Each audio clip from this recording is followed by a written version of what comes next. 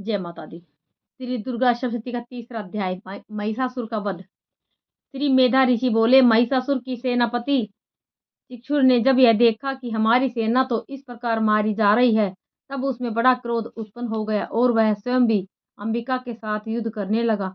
युद्ध में जाकर उसने देवी जी पर बाणों की इस प्रकार वर्षा की जैसे मेघ सुमेरु पर्वत की चोटी पर जाकर जलधारा बरसा रहा हो। तब देवी ने उसके धनुष तथा धवध को भी काट दिया। फिर बाणों के द्वारा उसके सारथी घोड़ों को मार डाला। फिर झटपट उसका धनुष और ऊंची लहराती ध्वजा काट कर गिरा दिए। जब उसका धनुष कट चुका, तब अपने बाणों से उसके अंग बींध डाले। उसका सारथी और घोड़े मर चुके थे और धनुष कट चुका था। तब बिना रथ के पैदल तलवार ढाल लेकर देवी के रथ की ओर दौड़ा। तेज तलवार से सिंह पर जाते ही प्रहार कर दिया। फिर देवी जी का बाम भुजा पर जोर से प्रहार किया। हे राजन, जो ही उसकी तलवार देवी की भुजा पर पड़ी, त्यों ही वह टूट गई।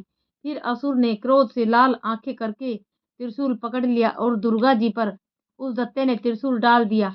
वह त्रिशूल इस प्रकार चमकता जैसे कि आकाश से सूर्य मंडल गिर रहा हो। देवी जी ने अपनी ओर आते हुए त्रिशूल को देखकर उस पर अपना त्रिशूल चला दिया, जिससे वह त्रिशूल सैकड़ों टुकड़े हो गया। साथ में उस चिक्षुर महादत्ते के प्राण निकल गए। जब महिषासुर का बलवान सेनापति मारा गया, तब देव शत्रु सामर हाथी पर बैठकर आ गया और आते ही उसने अंबिका देवी पर शक्ति का प्रहार किया। श्री देवी जी ने हुंकार द्वारा ही तेज हिनकर उसे जमीन पर गिरा दिया। अपनी शक्ति को गिरा हुआ देखकर चामर को बड़ा क्रोध आ गया। उसने पुनः त्रिशूल का वार कर दिया। त्रिशूल को भी देवी जी ने बाणों के द्वारा काट डाला। तब सिंह उछलकर हाथी के मस्तक पर जा चढ़ा। फिर दत्ते के साथ भुजा युद्ध करने लगा। वे दोनों परस्पर लड़ते लड़ते उस हाथी पर से नीचे पृथ्वी पर आ गिरे और भयंकर प्रहारों से परस्पर युद्ध करने लगे। तब बड़े वेग से सिंह ऊपर को उछला और ऊपर आकाश से नीचे की ओर गिरते गिरते पंजों के प्रहार से दैत्य चामर का सिर धड़ से अलग कर डाला। क्रोधित देवी जी ने शिला और वृक्ष आदि से युद्ध में उदागर को मार डाला। फिर कराल को भी अपने दांतों, मुक्कों और थप्पड़ों के द्वारा मार डाला। क्रोध में परिपूर्ण देवी ने गदा की चोटों से उद्दत को भी मार डाला। बिंदीपाल शस्त्र द्वारा वास्कल तथा बाणों द्वारा अंधक और ताम्र को मारकर यमलोक भेज दिया। त्रिनेत्रधारिणी देवी परमेश्वरी ने उग्राश्य उग्रवीर्य महाहनु नाम के दैत्यों को त्रिशूल के द्वारा मार गिराया। तलवार से विडाल का सिर धड़ से अलग कर दिया और दुर्धर और दुर्मुख इन दोनों को बाणों के द्वारा यमपुरी पहुंचा दिया। इस प्रकार अपनी सेना का नाश होता देखकर भैंसे का रूप बनाकर महिषासुर उन गणों को डराने लगा। कुछ एक गणों पर अपने सींगों से वार किया, दूसरों को सींगों से फाड़ा। कुछ एक को वेग के द्वारा, दूसरों को सिंह नाद द्वारा और घूमने से अन्यों को श्वास वायु द्वारा पृथ्वी पर गिराया। इस प्रकार गण सेना को गिराकर वह महिष सिंह की ओर झपटा। जो ही सिंह को मारने लगा, तब जगदम्बा को बड़ा क्रोध उत्पन्न हुआ। इधर महापराक्रमी महिषासुर भी क्रोध से पृथ्वी तल को अपने खुरों से खोदने लगा। फिर सिंगों से बड़े बड़े ऊंचे पहाड़ उठाकर फेंकने लगा, साथ में गरजने लगा। वेग के साथ घूमने पर पृथ्वी क्षुब्ध होकर फटने लगी।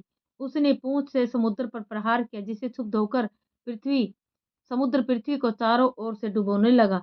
चलायमान होते हुए सिंह के द्वारा छिन्न भिन्न हुए बादल के खलखस हो गए और उसके श्वासों से उड़ते हुए सैकड़ों पर्वत आकाश से गिरने लगे।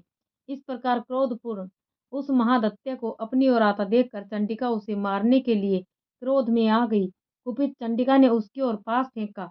वह उसके द्वारा उस दैत्य को बांध लिया। तब तो उस महायुद्ध में बंधे उस दैत्य ने अपने महिषासुर रूप का त्याग कर दिया और सिंह के रूप में आ गया। और जैसे ही चंडिका उसका सिर काटने लगी, तब तो वह तलवार हाथ में लिए पुरुष दिखाई देने लगा। तब शीघ्रता से तलवार ढाल वाले उस पुरुष को अपने बाणों से देवी ने बींध डाला। अब वह एक बड़ा हाथी हो आया। इस और अपनी सूंड से देवी के सिंह को खींच लिया और फिर गर्जने लगा। उसके खींचते समय अपनी खड़क के द्वारा देवी ने उसकी सूंड को काट दिया। फिर वह महादत्य भैंसे के रूप में आ गया और चर अचर जीवों को सताने लगा। तो जगत माता चंडिका क्रोध में आकर फिर उत्तम मधुपान करने लगी और लाल लाल नृत्य करके हंसने लगी। वह दैत्य भी बल पराक्रम के मद में उन्मत्त होकर गर्जने लगा और अपने सींगों से पहाड़ उठा उठा कर देवी की ओर फेंकने लगा। देवी जी ने भी अपने बाणों के प्रहार से उसके फेंके हुए पर्वतों को चूर चूर कर दिया। तब सुरापान के मद के कारण लाल लाल नेत्र वाली चंडिका जी ने कुछ लड़खड़ाते शब्दों में कहा, अरे मूर्ख, जब तक मैं मधुपान कर लूं तब तक तू गर्जले। मेरे द्वारा संग्राम भूमि में तेरा वध हो जाने पर तो शीघ्र ही देवता भी गर्जने लगेंगे। ऋषि बोले। इस प्रकार कहकर देवी जी उछलकर उस महादत्ते पर चढ़ गई। पैरों से दबाकर दत्ते के कंठ पर त्रिशूल से वार किया। देवी के पांव से दबे हुए उस दत्ते ने अपने मुख से बाहर निकलने का प्रयत्न दूसरे रूप में किया। अभी आधा ही निकला था कि देवी जी ने अपने प्रभाव से उसे वहीं रोक दिया। आधा निकल कर भी उस दत्ते ने युद्ध करना नहीं छोड़ा। तब देवी जी ने अपनी तलवार से उसका सिर काट कर नीचे गिरा दिया। दत्ते सेना हाहाकार करने लगी। तब उस सारी सेना का भी देवी जी ने नाश कर दिया। सभी देवता अत्यंत प्रसन्न हुए। दिव्य महर्षियों के साथ सभी देवताओं ने स्तुतियां की और गंधर्व राज गायन करने लगे और अप्सराएं नाचने लगी। जय माता दी।